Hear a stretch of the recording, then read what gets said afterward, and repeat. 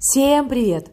В сегодняшнем видео я хочу с вами поделиться, как сделать такие красивые банты на елку. Я покажу два варианта, вот в таком светло-брусничном цвете и светло-кофейном цвете. Банты очень красиво смотрятся на елке, придают ей такую торжественность, пышность. И делаются такие банты абсолютно легко. Единственное, я делала их на зажимах. Надеюсь, видеообзор будет для вас интересным и полезным. Если же у вас будут какие-либо вопросы, пишите, я с удовольствием на них отвечу. Приятного просмотра! Для создания бантов понадобятся ленты двух цветов.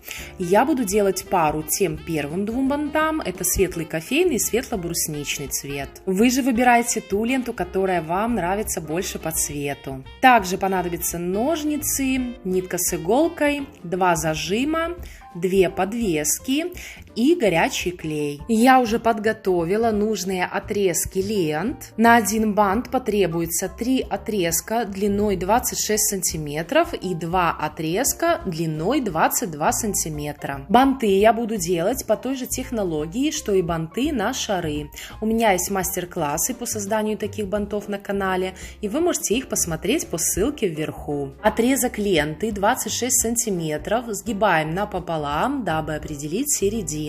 Затем концы ленты подводим к этой середине и скрепляем ниткой с иголкой. Такие действия мы проделываем со всеми отрезками лент длиной 26 сантиметров.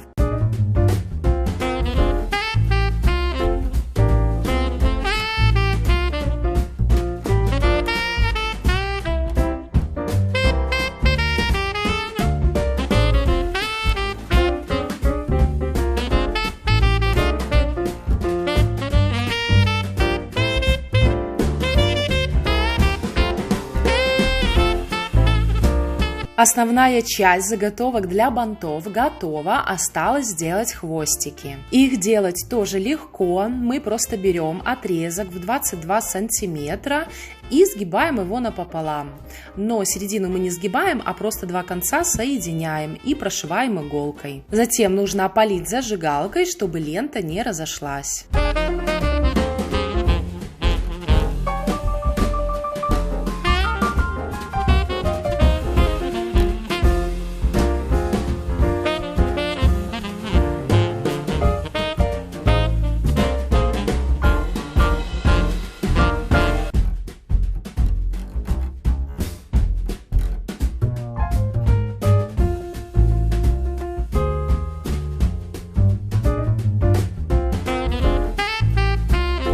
Вот такие хвостики получаются, смотрятся очень аккуратно.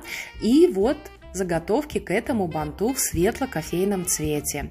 Сейчас таким же способом я сделаю хвостики для светло-брусничного банта.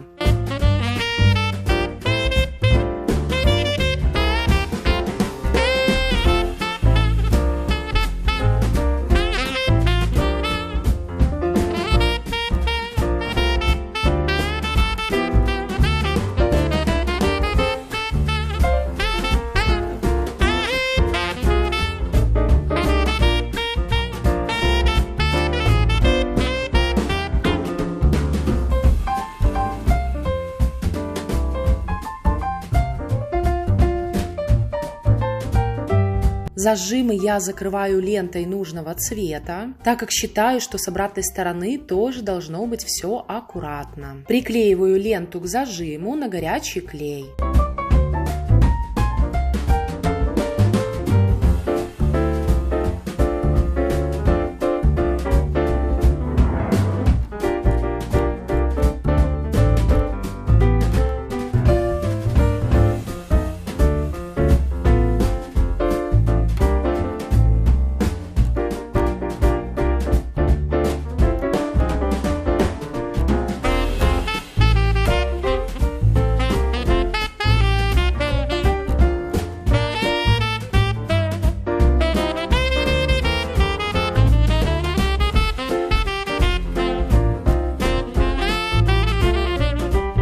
Зажимы готовы, и теперь можно приступать к сборке бантов. Начну я со светло-кофейного. В этом банте 2 заготовки я соединяю вместе на середине. Затем 3-ю заготовку я приклеиваю под низ 2-й заготовки. Здесь я видео не буду сильно ускорять, чтобы был виден сам процесс склейки банта.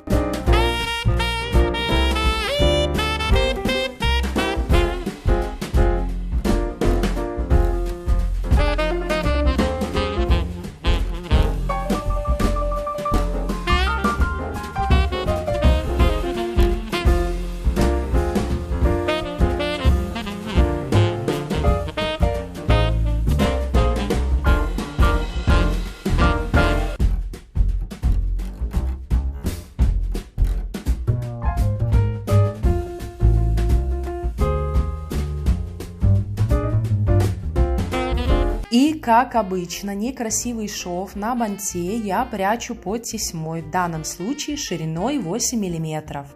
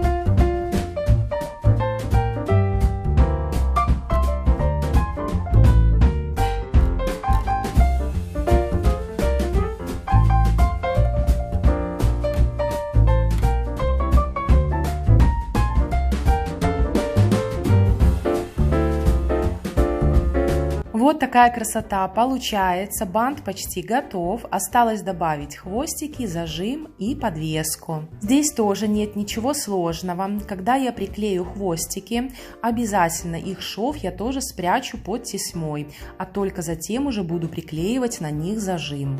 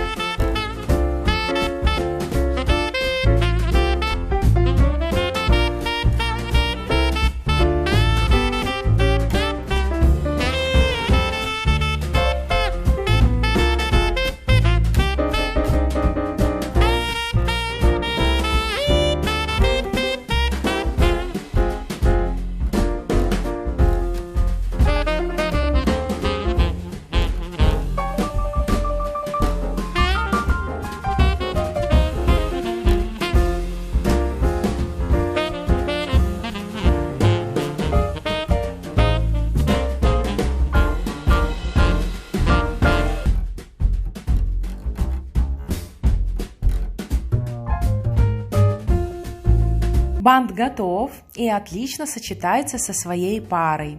Ну а теперь приступим к созданию второго банта в светло-брусничном цвете. Здесь заготовки я склеиваю немного по-другому. Здесь одну заготовку я ставлю на другую заготовку, немного наклоняя назад. Затем 3-ю заготовку я приклеиваю ко 2-й нижней заготовке, немного выдвигая ее вперед.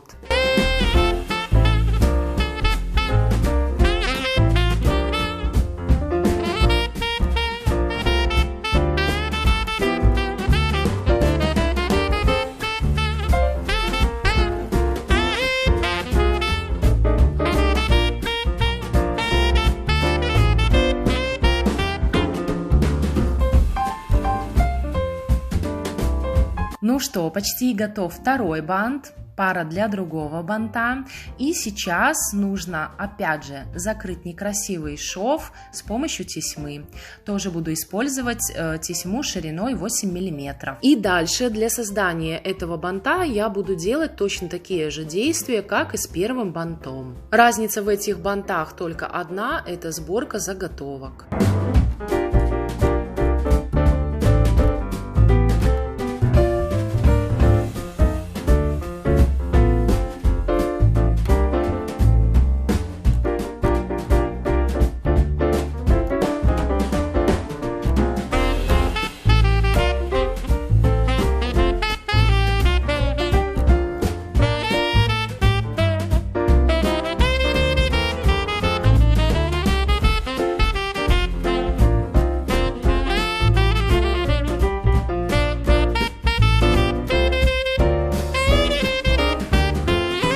Я надеюсь, я вас вдохновила на создание такой красоты. Сделать самим такие банты очень легко. Не нужны какие-либо специальные инструменты, либо материалы. Вы их можете сделать абсолютно в любой цветовой гамме. Вместо зажима можно использовать шнурок. Вместо подвески можно использовать какие-либо стразы. Делитесь своими впечатлениями, понравился ли вам такой новогодний декор на елку. А я надеюсь, что видеообзор вам понравился и был интересен. Если у вас остались какие-либо еще вопросы, пишите, я с удовольствием на них отвечу. Всем пока!